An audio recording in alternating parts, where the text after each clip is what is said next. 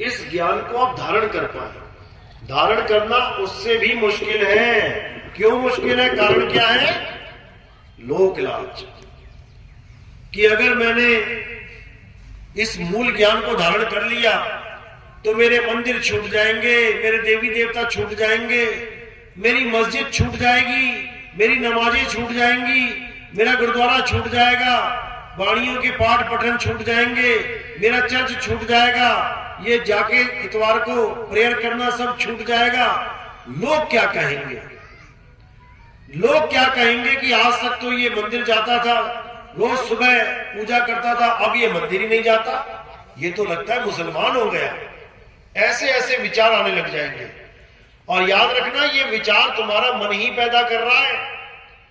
ये मन और माया कभी नहीं चाहते कि एक भी जीव इस माया जाल से मुक्त हो जाए। एक भी जीव, यानी हर जीव के लिए ये पूरा झगड़ा करते हैं, ये पूरा जाल बिछा के रखते हैं।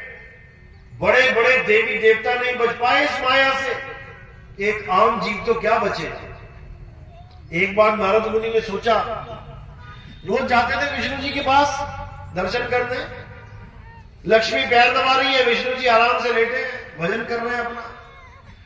अब नारद मुनि सोच रहा है कि देखो, तीन लोक के स्वामी भगवान ये भी माया से नहीं बच पाए।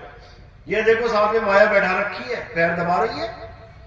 मैं देखो माया से बच गया, मैं बाल ब्रह्मचारी, मेरे ऊपर माया ने जाल नहीं फेंका, मैंने उसके जाल को किनारे कर दिया, मैं फंसा ही नहीं। ऐसी सोच रखते हुए विष्णु जी के पास जाकर ये बात करने लगे कि महाराज जी, मुझे तो लगता है इस पूरे ब्रह्मांड में अकेला मैं ही हूं जो माया से बचा हुआ है। पूरा दिन आपका नाम जपता हूं, नारायण नारायण नारायण। आप भी नहीं बच पाए माया से। तो विष्णु जी का बिल्कुल सही बात है भाई, बिल्कुल सत्य वचन। हमारे पास माया है, लक्ष्मी का रूप है, तुम तो पूरे पूरे बच गए, बहुत बढ़िया। जाओ नारद, अपने धाम पे जाओ। अब नारद जब वापस जाने लगा, गर्भ में फूला नहीं समारा कि भगवान जी ने मोहर लगा दी है कि मैं तो बच गया माया से। रास्ते में एक महल दिखाई देता है। अब वो महल दिखाई देता है तो नारद मुनि सोचता है, भाई रोज जाता हूं इस रास्ते से, आता जाता हूं, आज तक नहीं दिखाई दिया ये महल, ये कहां से आ गया? शायद मेरी दृष्टि ना पड़ी हो, जाके तो देखूं यहां कौन रहता है। अब वहां पहुंचे तो वहां देखा एक सुंदर सी कन्या राजकुमारी पेड़ों में पौधों में जल दे रही है। अब देखते ही मोहित हो गया कि अरे भाई, ऐसी सुंदर कन्या आज तक मैंने नहीं देखी, ये मेरी दृष्टि से कैसे बच गई, जबकि रास्ता तो यही है। अब चला जाता है उसके पास, कहता है मैं आपसे विवाह करना चाहता हूं। वो कहती विवाह तो हम कर लेंगे, कोई बात नहीं, लेकिन स्वयंवर है, आप स्वयंवर में आइए, वहां पे विवाह हो जाएगा। तो जैसे आपको पता है कि स्वयंवर कब होता है? जब कोई शर्त रखी जाती है। स्वयंवर में कोई ना कोई शर्त रखी जाती है। जैसे सीता का स्वयंवर हुआ तो क्या शर्त थी वहां पे? धनुष तोड़ने, जो धनुष तोड़ेगा शिव जी का। जब द्रौपदी का स्वयंवर था, वहां पर क्या शर्त थी कि जो घूमती हुई मछली की आंख में तीर मारेगा, वो भी नीचे तेल में देख के उसको लेके, वो जीतेगा, वही उसको लेके जाएगा। अब वो पूछता है कि तुम्हारे स्वयंवर में शर्त क्या है? वो कहती है भाई, मेरे स्वयंवर में शर्त यह है कि जो तीन लोग का सबसे सुंदर आदमी होगा, सबसे सुंदर राजकुमार होगा, मैं उसके साथ शादी करूंगी। अब नारद बड़ा खुश, कहता बहुत बढ़िया, पता लग गया। अब अपनी दिव्य दृष्टि से देखता है पूरे संसार में सबसे सुंदर कौन। बार बार विष्णु जी का चेहरा आ रहा है सामने कि विष्णु जी से, हरि से सुंदर कौन है? कोई भी नहीं। अब पहुंच गया हरि के पास, महाराज जी दया करो। कहते क्या हुआ?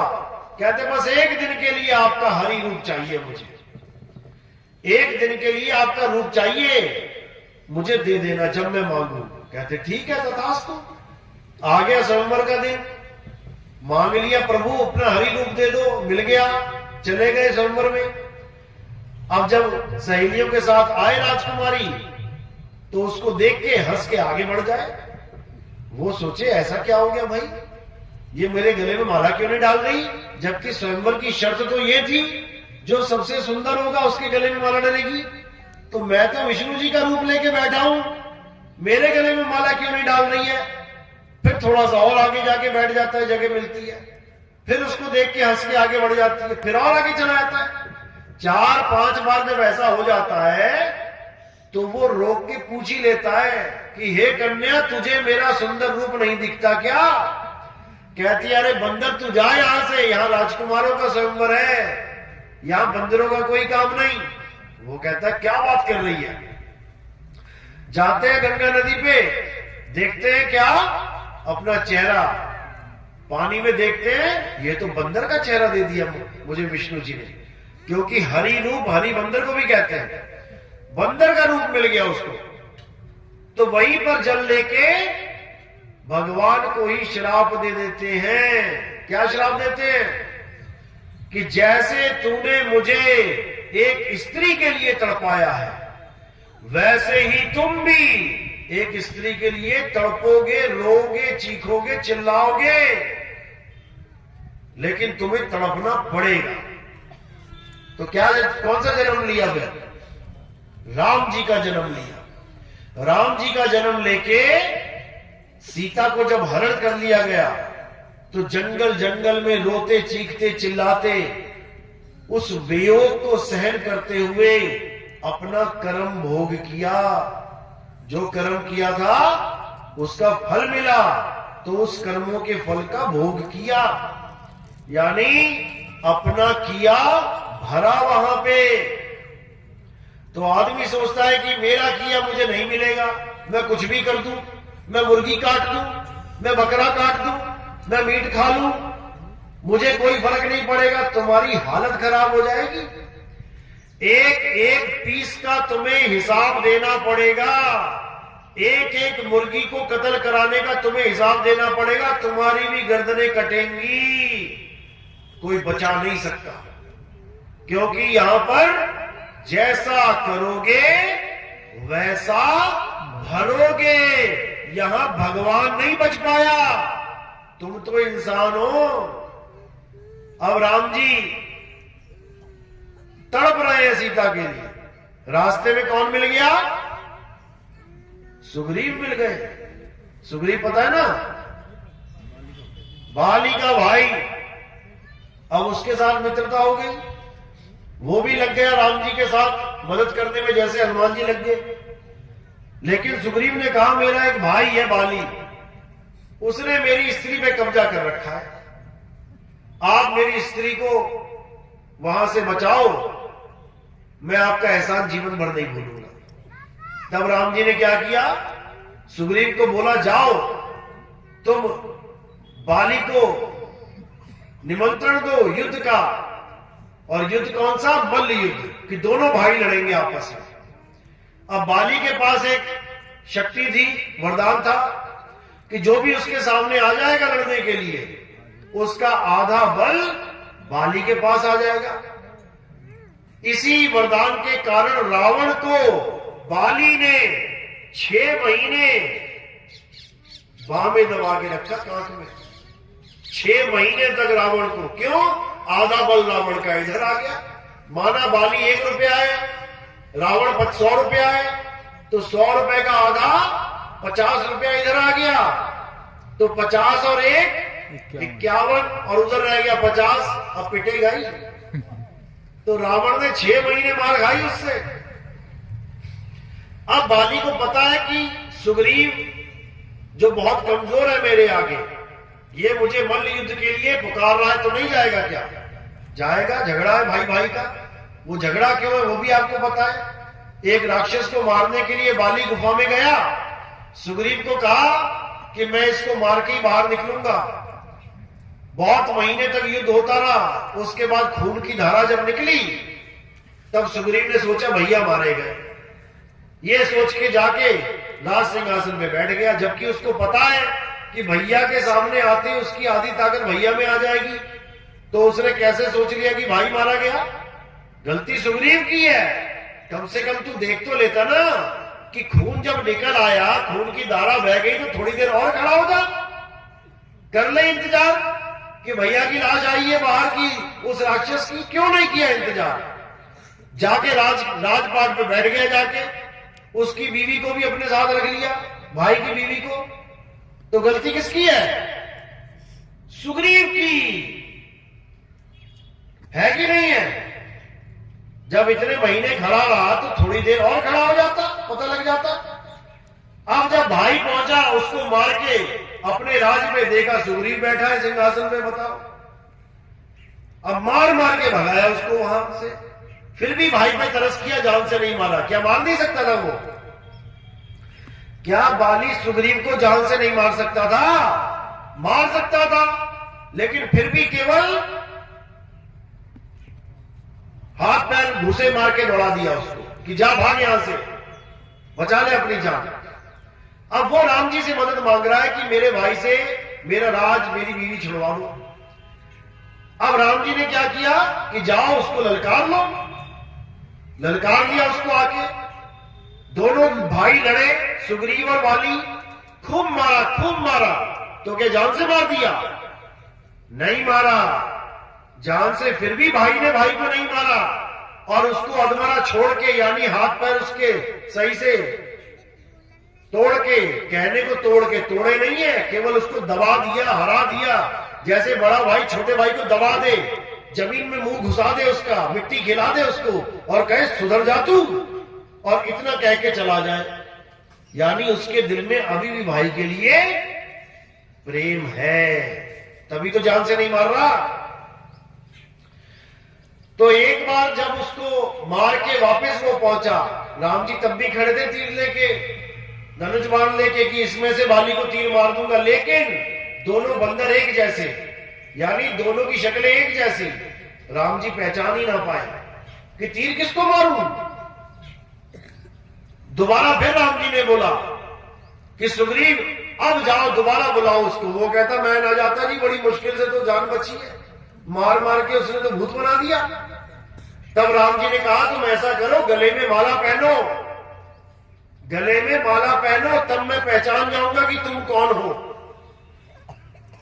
और जब उसने, सुग्रीव ने बाली को बुलाया, दोबारा युद्ध होने लगा, तो राम जी ने पेड़ के पीछे से छुप के तीर मार दिया। अच्छा किया या बुरा किया? महान काम किया? महान काम किया क्या? नहीं। छुप के तीर मार दिया, महान काम किया? नहीं। ये गलत काम किया, ये मर्यादा भंग करी, मर्यादा पुरुषोत्तम ने मर्यादा भंग करी, इसका उन्हें श्राप मिला। नहीं मिला तो बताओ? मिला? मिला। हाँ या ना? मिला। मिला। किसने दिया? बाली ने दिया कि मर्यादा पुरुषोत्तम राम, तुम काहे के मर्यादा पुरुषोत्तम हो? तुमने क्षत्रिय मर्यादा भंग करी है। मैं भी क्षत्रिय हूं, मैं भी युद्ध करता हूं। मेरे गुरुदेव ने मुझे बताया कि निहत्थी स्त्री पे, बालक पे और निहत्थे आदमी पे वार नहीं करना है। जब दो लोग आपस में लड़ रहे हो तो बीच में से तुमने वार नहीं करना है। तुमने ये मर्यादा भंग करी, मैं तुम्हें मर्यादा पुरुषोत्तम नहीं मानता। जाओ, मैं तुम्हें श्राप देता हूं कि जैसे तुमने मुझे तीर मारा है, मैं भी तुम्हें तीर मारूंगा, तुम्हारी मृत्यु का कारण मैं बनूंगा। दिया कि नहीं दिया? दिया। तो फिर जयकारा किसके लगाते हो तुम लोग? जो मर्यादा भंग करता है उसका जयकारा लगाते हो। सोचो, मर्यादा जो कभी भंग ना करे, जयकारे उसके लगते हैं। जो मर्यादा ही भंग कर दे, उसके जयकारे लगने चाहिए क्या? नहीं। नहीं लगने चाहिए। उसी एक तीर की वजह से कृष्ण जी का जन्म लेना पड़ा। और कृष्ण जी की मृत्यु कैसे हुई? उसी बाली ने कृष्ण जी के पैर में तीर मारा, तब प्राण त्यागे उन्होंने। समझो इस बात को। जिसके जयकारे लगाने तुम्हें तो पता भी नहीं है वो है कौन। तुम पता नहीं किसके जयकारे लगा लगा के अपना जीवन जी के चले जाओगे। जयकारे किसके लगाने तुम्हें पता है? तुम्हें पता है किसकी भक्ति कर दी है? केवल हिंदू धर्म में पैदा हो गए तो राम जी की भक्ति करने लग गए। इसी को समझना है, किसकी कर दी है। अब समझो किसकी कर दी है। हे अर्जुन, परमात्मा वो है जिसको अस्त्र शस्त्र काट नहीं सकता, जिसको अग्नि जला नहीं सकती, जिसको वायु सुखा नहीं सकती, जिसको जल भिगो नहीं सकता। कौन है वो बताओ जरा। आत्मा। हे अर्जुन, आत्मा अजन्मा है, आत्मा नित्य है, आत्मा शाश्वत है। आत्मा का ना तो कभी जन्म होता है ना ही आत्मा की कभी मृत्यु होती है। अगर इस दुनिया में कोई पूजनीय योग्य है तो वो केवल आत्मा है। ये शरीर तो झूठे हैं, ये शरीर तो मिथ्या है, ये शरीर सदा बदलते रहते हैं। ये शरीरों का एक दिन अंत हो जाता है। जिसका आदि और अंत हो जाता है वो पूजनीय नहीं है। उसके जयकारे नहीं लगाने हैं। जयकारा किसका लगाना है? जिसका कभी जन्म ना हो, जिसकी कभी मृत्यु ना हो, उसका जयकारा लगाओ। उसी को सतनाम कहते हैं। आत्मा का नाम क्या है? सतनाम। क्यों रखा सतनाम? क्योंकि आत्मा ही सत्य है। आत्मा ही सत्य है। हे अर्जुन, इस दुनिया में दो प्रकार के तत्व हैं, एक असत्य, एक सत्य। असत्य तो वो है जो सदा बदलता है, असत्य वो है जो जन्मता और मरता है, असत्य वो है जिसका नाश हो जाता है। और सत्य क्या है? हे अर्जुन, आत्मा ही सत्य है। आत्मा का ना तो कभी जन्म होता है ना ही आत्मा की कभी मृत्यु होती है। आत्मा नित्य है, आत्मा पुरातन है, आत्मा अडोल है, आत्मा अचल है, आत्मा ही सत्य सनातन है।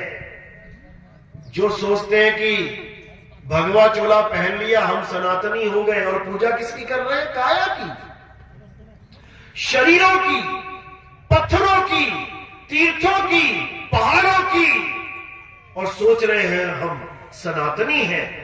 सनातन की तो डेफिनेशन भी नहीं पता उन्हें, सनातन की परिभाषा तक नहीं पता लोगों को जो ये कहते हैं कि हम सनातनी हैं। क्या है सनातन की परिभाषा? हे अर्जुन, सनातन वो है जो कभी बदलता नहीं है, जो सदा एक सा रहे वही सनातन है। और क्या है जो सदा एक सा रहता है? हे अर्जुन, आत्मा अपरिवर्तनशील है, आत्मा कभी परिवर्तित नहीं होता। यही आत्मदेव पूजनीय है। इसके अलावा इस संसार में जो कुछ दिखाई देता है इन आंखों से वो सब असत्य है। बिल्कुल क्लियर। गो गोचर जहां लग मन जाई, तहां लग माया जानो भाई। इन आंखों से देखी जाने वाली हर चीज माया है। ये पांच तत्व माया है। ये हवा, पानी, अग्नि, आकाश, धरती माया है। तो धरती यानी मिट्टी, पानी यानी जल, इसको मिला के मूर्ति बना दी। दो असत्य को मिला के मूर्ति बना दी। तो वो सत्य है कि असत्य है? असत्य है। क्यों? क्योंकि बार बार बदल रही है, रोज बदल रही है। 50 करोड़ की मूर्ति लेके आए मंदिर में, रखते रखते गलती से टूट गई, उंगली टूट गई, अब क्या करोगे? 50 करोड़ की मूर्ति कहां जाएगी? कहां जाएगी? मंदिर में रखा है कोई? तो फिर 50 करोड़ कहां गया? पानी में। जो 50 करोड़ का भगवान खरीद के लाए थे, कहां चला गया वो? पानी में। पानी में ही जाता है। नदी के किनारे देखो जरा, जितनी टूटी फूटी मूर्तियां हैं मंदिरों की, कहां जा रही है? सब पानी में ही जा रही हैं, खंडित हो जा रही हैं। इसीलिए कृष्ण जी ने कहा, हे अर्जुन, जो वस्तु खंडित हो जाए वो पूजनीय नहीं है। आत्मा अखंडित है, आत्मा अघुलनशील है, आत्मा अपरिवर्तनशील है। हे अर्जुन, हमें केवल आत्मा का ज्ञान प्राप्त करना चाहिए, ना कि ये देवताओं की पूजा करनी चाहिए। अध्याय 7 23वां श्लोक क्या कहता है देवी देवताओं की पूजा के ऊपर? हे अर्जुन, जो कम अकल के लोग होते हैं, बुद्धिहीन होते हैं, अल्प बुद्धि होते हैं, वो देवताओं की शरण में जाते हैं और उन्हें प्राप्त होने वाला फल सीमित और क्षणिक होता है। देवताओं की पूजा करने वाले देवलोक को जाते हैं, पितरों की पूजा करने वाले पितरलोक को जाते हैं, भूतों की पूजा करने वाले भूतों के लोक में जाते हैं। ये तीनों अज्ञानी मुझे नहीं प्राप्त कर सकते।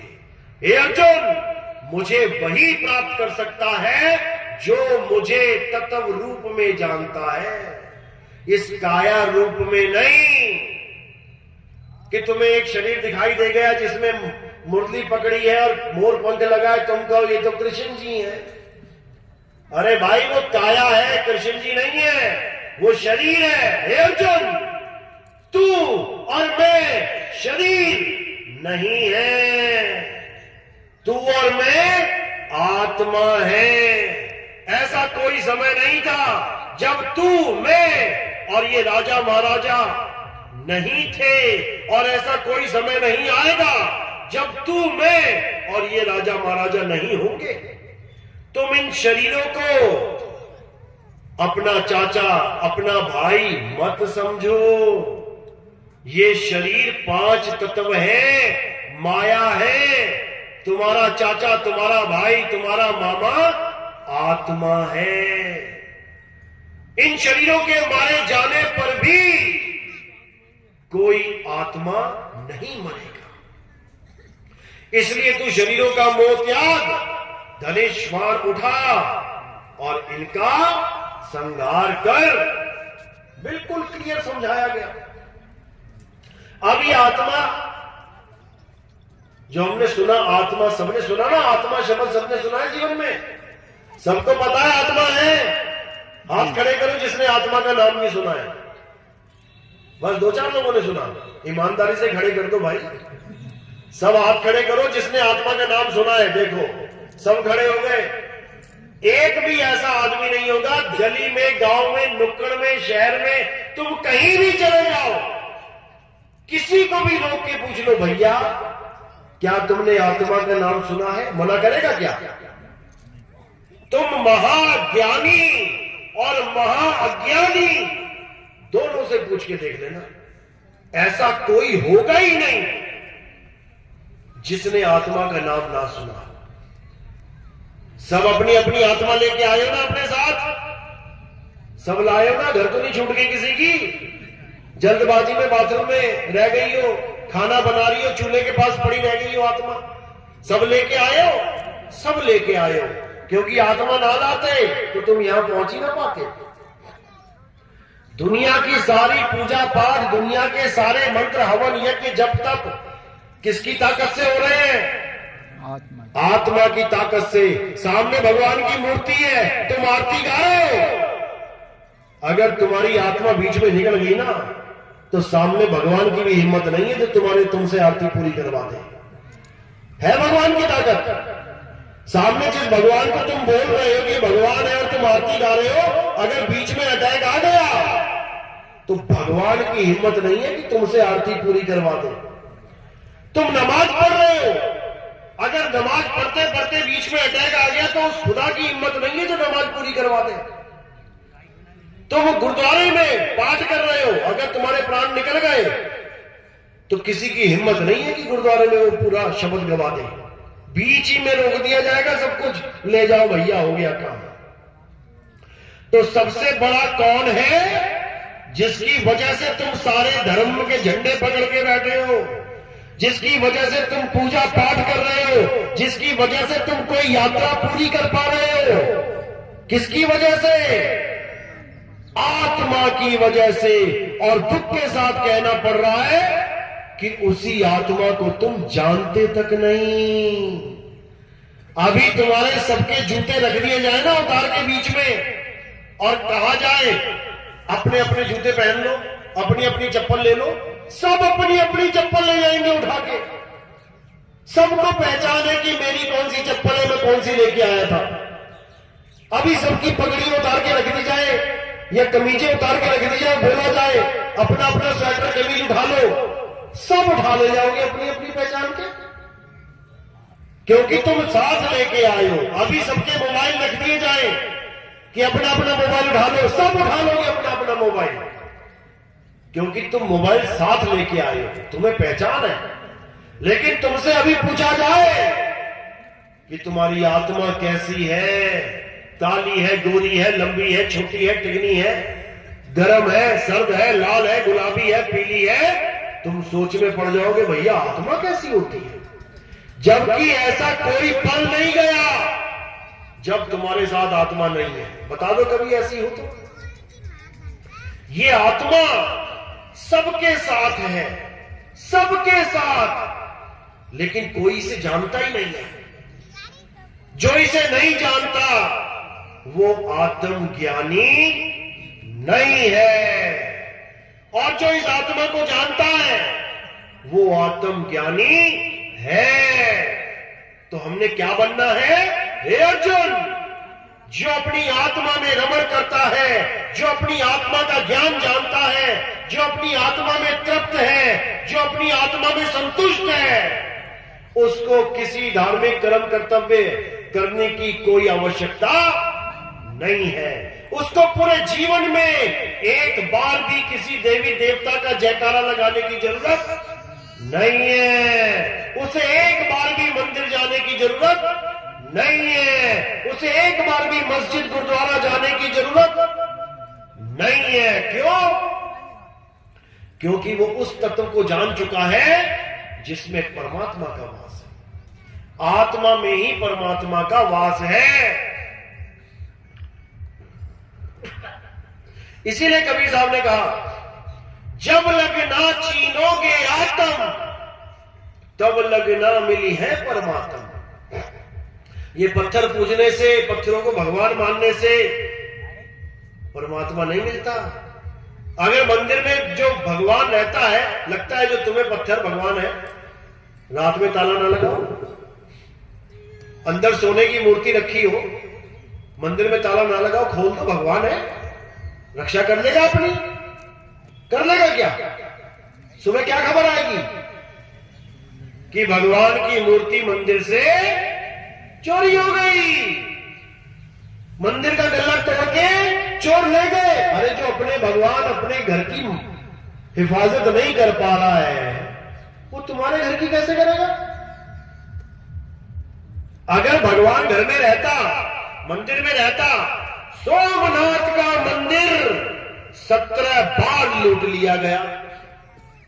तुम्हारे घर में कभी चोरी हुई होगी, एक आधी बार, 2 बार हो गई होगी।